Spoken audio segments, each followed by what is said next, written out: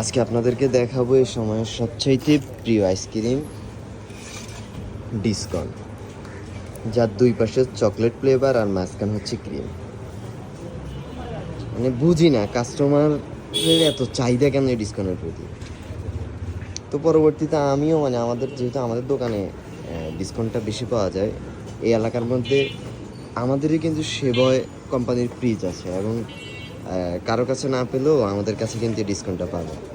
তো একদিন আমরাও খাওয়ার পরে আমরা দেখি যে আসলে এটা মূল রহস্যটা কি যে এত যায়।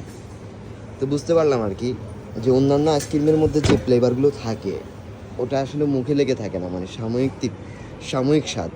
কিন্তু এই ডিসকাউন্টটা আপনি একবার খেলে সারাদিন আপনার মুখে কিন্তু ফ্লেভারের কিছু অংশ লেগে থাকে।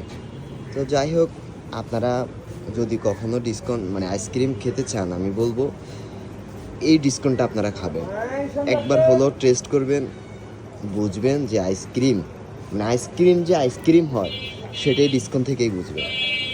তো সবাইকে থ্যাংক ইউ।